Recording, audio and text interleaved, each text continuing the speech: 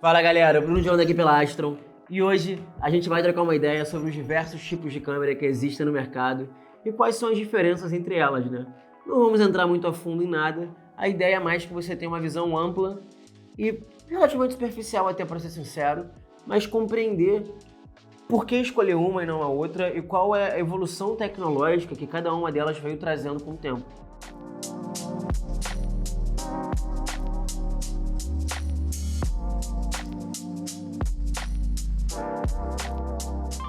Então vamos lá.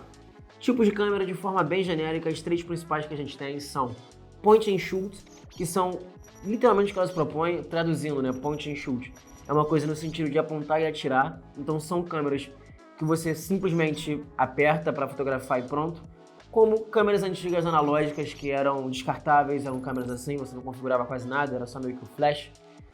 Câmeras de celular, de forma geral, você praticamente só mira e atira, né? Você mira e tira a sua foto. Ou até aquelas câmeras antigas digitais, você mal tinha controle de configuração, né? E todo mundo tinha aquelas câmeras, antes foram uma febre. Agora, passando para a segunda categoria, que são câmeras que nós chamamos de super zoom. O que são câmeras super zoom? Hoje em dia elas são cada vez mais incomuns, mas também já foram uma febre. Então, no início dos anos 2000, todo mundo queria ter uma dessas, que são câmeras. É uma espécie de intermediário entre essa câmera point and shoot que todo mundo tinha, né, que ficava penduradinha no pulso, e aquelas câmeras maiores, mas que as lentes não eram intercambiáveis, né? Ou seja, elas não saíam, elas não trocavam. E por mais que você já tivesse configurações mais avançadas, essas configurações ainda eram relativamente limitadas, né? Ou seja, superiores às câmeras point and shoot, como as do celular e as analógicas descartáveis, mas ainda relativamente limitadas, né? E por último, quer dizer, por último não, né? Por penúltimo, nós chegamos nas câmeras DSLR. E o que significa câmeras DSLR? Câmeras Digital Single Lens Reflex. Deve estar escrito aqui embaixo para vocês poderem entender. Mas o que dá nome às câmeras DSLR é exatamente como já está na nomenclatura, né? São câmeras de reflexo único por uma lente, é meio que isso. E o que isso quer dizer é que quando você coloca o olho no viewfinder, o que você está vendo é exatamente, de forma analógica e direta, o que a câmera está vendo.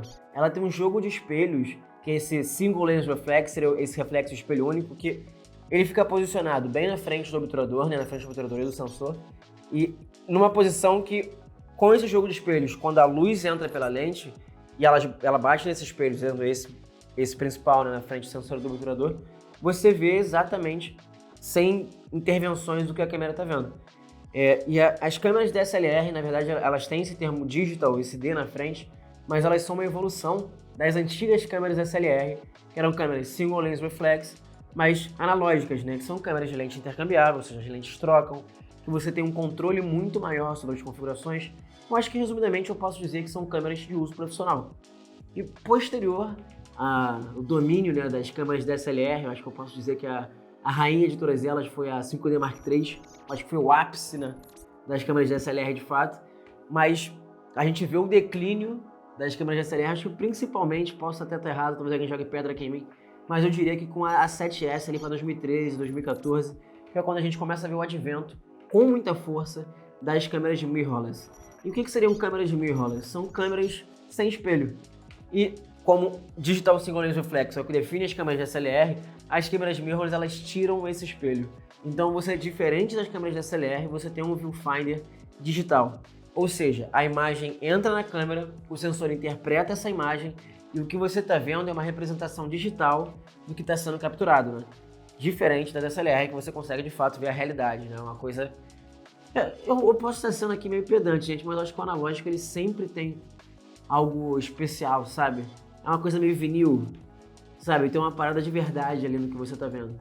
Óbvio que com o tempo, os monitores, né, dos viewfinders das câmeras mirrorless estão ficando cada vez melhor.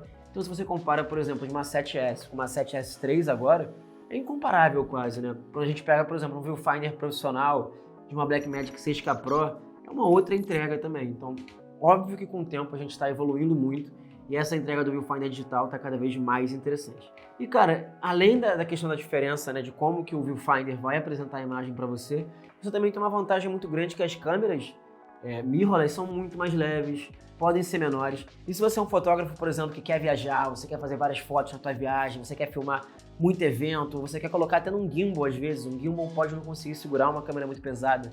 Uma 5D Mark III você consegue matar um ser humano. Com uma A7S parece que ela ia desmontar se tu batesse alguém, né? Não que você deveria fazer isso em primeiro lugar, não. Só pra saber, né? Mas a gente também vê uma evolução muito grande. A A7 III, por exemplo, já tem um corpo, né, muito mais robusto do que as antigas câmeras mirrorless. E, naturalmente, eu mesmo, praticamente, eu não vejo mais câmeras DSLR sendo produzidas em escala como eram antes. As mirrorless realmente estão tomando o mercado completamente. E mesmo câmeras maiores hoje em dia, como por exemplo a nossa Blackmagic, que é uma câmera mirrorless com um corpo bem maior, você sente que ela é muito mais leve do que ela seria se ela tivesse um viewfinder analógico, né? Então, gente, eu acho que eu consegui apresentar, pelo menos de maneira resumida, o que a gente queria falar sobre os diferentes tipos de câmera. Espero que vocês tenham entendido. Se você gostou, comenta, deixa a tua dúvida, pergunta e fala de ideia que a gente pode trazer para os próximos vídeos. Se você não gostou, manda para os teus inimigos, para esse cara sofrer muito me vendo falar a beça. E, gente, como sempre, é um prazer enorme. Foguete não tem ré. Astronautas aqui, né? Muito obrigado e até a próxima. Lá em cima.